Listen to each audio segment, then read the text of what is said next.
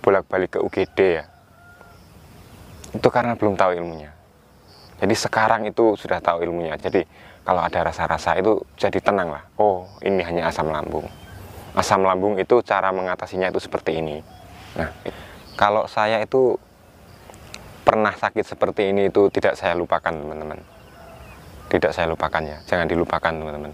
Kalau dilupakan itu nanti kalau kambuh lagi kan malah repot ya. Bingung, nggak lupa ya caranya gimana. Itu saya nggak lupakan. Ini saya jadikan pelajaran. Saya itu lebih rajin, tidak telat makan, jaga makanan yang sehat. Itu sih yang saya ambil dari pas sembuh dari sakit asam lambung dan kecemasan ini. Jadi saya itu menjadi pribadi yang lebih baik ya teman-teman. Tidak gampang marah, lebih mengontrol emosi gitu ya teman-teman. Tubuh saya ya, ada rasa ini, rasa ini. Kok tiba-tiba duduk lama itu kayak goyang gitu ya.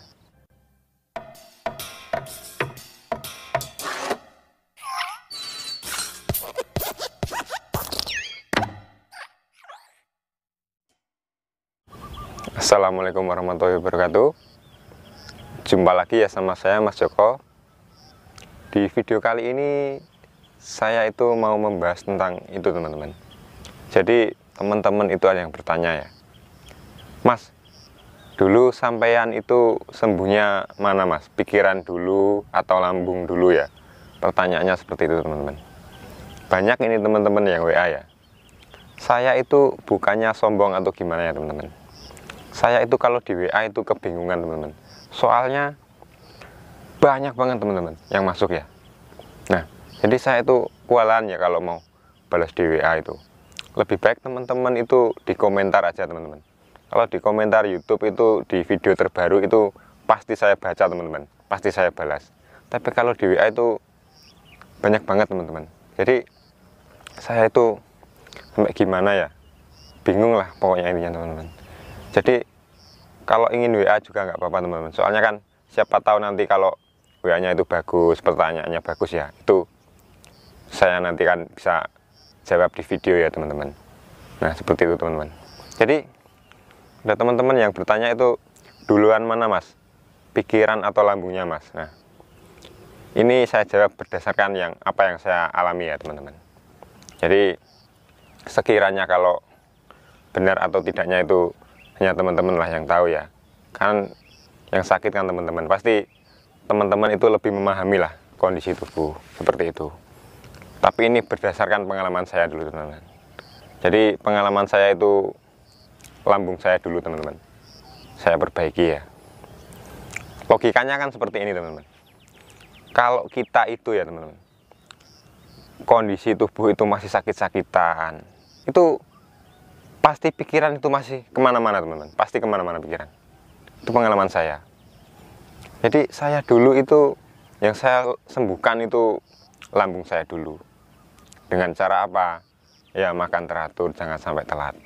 Walaupun belum 2 jam sudah lapar atau belum 3 jam sudah lapar, itu ngemil, saya ngemil. Nah, jadi teman-teman itu pasti nanti kalau lambungnya sudah membaik, pikiran teman-teman itu pasti kembali lah, lebih bahagia gitu ya.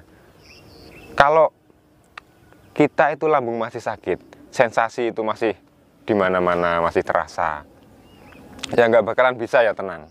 Misalnya gini, kita keluar ya, kita keluar mau jalan-jalan sama temen, pasti yang di pikiran teman-teman itu kok begini terus, kok begini terus. Jadi mau lihat apa-apa itu jadi malah nggak fokus ya. Jadi malah nggak fokus. Teman-teman itu pada beli cemilan yang enak apa, beli baju yang bagus apa, yang di pikirannya teman-teman orang normal itu seperti itu. Tapi sedangkan kita yang mempunyai asam lambung dan kecemasan, pasti kalau keluar itu bingung sendiri lah. Bingung sendiri, dan yang dirasakan itu hanya sensasi tubuh. Sensasi tubuh. Itu pengalaman saya teman-teman. Nah, itu ya poinnya teman-teman. Jadi poin untuk kita kembali bahagia itu lambung kita dulu teman-teman. Disembuhkan. Nanti kalau sensasi tubuh sudah berkurang, akan timbullah keinginan seperti itu ya teman-teman. Nah, jadi teman-teman itu fokus di lambungnya dulu, nanti pikiran itu akan mengikuti teman-teman, percaya sama saya. Itu silahkan dipraktekkan di rumah teman-teman. Jadi fokus lambungnya dulu, nanti kalau lambung sudah enakan, rasa keinginan kita itu akan hadir teman-teman. Yang dulu suka bercanda sama temen, suka jahil ya, itu nanti kalau kita kumpul itu muncul lagi.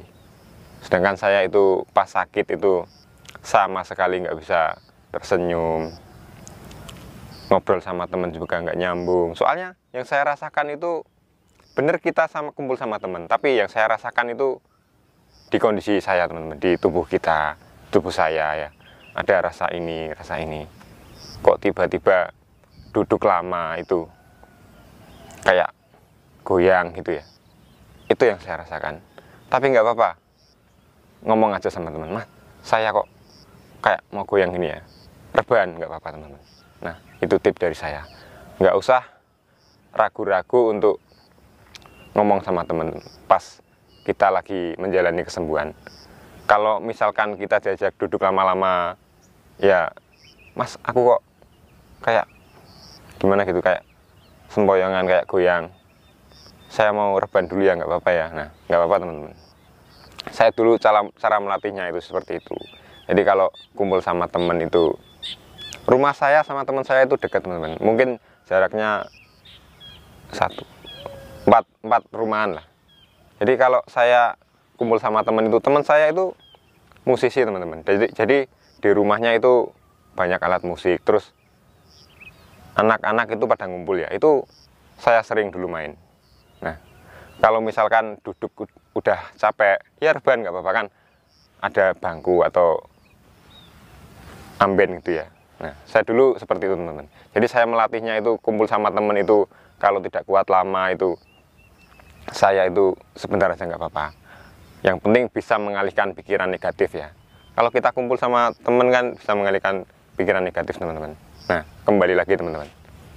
Jadi teman-teman itu harus lambungnya dulu yang diperbaiki. Nanti kan kalau lambung sudah enakan, memang seperti itu ya rasanya asam lambung itu. Saya juga kan orang desa yang awam ya, sama sekali belum pernah merasakan sakit seperti ini. Tiba-tiba itu hadir ya. Nah, sebagai saya orang awam, ya pasti kaget teman-teman, pasti kaget. Biasanya itu seumur hidup itu nggak pernah ya mengalami seperti ini, kok tiba-tiba itu saya alami. Nah, itulah yang membuat saya itu cemas, bolak-balik ke UGD ya. Itu karena belum tahu ilmunya. Jadi sekarang itu sudah tahu ilmunya. Jadi kalau ada rasa-rasa itu jadi tenang lah. Oh, ini hanya asam lambung. Asam lambung itu cara mengatasinya itu seperti ini. Nah, itu teman-teman. Makanya saya ini share ke teman-teman agar teman-teman itu lebih memahami lah sakit ini. Banyak ini teman-teman yang terbantu ya, alhamdulillah. Itu ini hanya pengalaman saya teman-teman. Jadi nggak usah memuji yang berlebihan. Gitu ya. Seperti itu teman-teman. Jadi saya itu share video ini setiap hari agar orang-orang yang desa seperti saya itu banyak yang memahami dan lebih cepat lah untuk sembuhnya. Tidak seperti saya teman-teman. Saya dulu itu lama sembuhnya karena tidak tahu. Nah, itu. Nah, jadi terjawab ya teman-teman. Jadi lambung kita dulu disembuhkan. Nanti kalau lambung sudah enakan, nah, rasa-rasa keinginan, rasa bahagia itu sudah kembali muncul ya teman-teman. Kalau saya itu pernah sakit seperti ini itu tidak saya lupakan teman-teman. Tidak saya lupakan ya, jangan dilupakan teman-teman. Kalau dilupakan itu nanti kalau kambuh lagi kan malah repot ya, bingung, nggak lupa ya caranya gimana. Itu saya nggak lupakan. Ini saya jadikan pelajaran. Saya itu lebih rajin, tidak telat makan, jaga makanan yang sehat. Itu sih yang saya ambil dari pas sembuh dari sakit asam lambung dan kecemasan ini. Jadi saya itu menjadi pribadi yang lebih baik ya teman-teman. Tidak gampang marah, lebih mengontrol emosi gitu ya teman-teman. Oke ya teman-teman, video kali ini segini dulu. Semoga bermanfaat. Assalamualaikum warahmatullahi wabarakatuh. Dan saya doakan bagi teman-teman yang baru subscribe dan yang sudah mengikuti saya dari nol. Terima kasih banget ya teman-teman. Channel saya itu sampai seperti ini itu berkat teman-teman ya. Saya doakan semua yang nonton video saya sehat ya teman-teman. Dadah.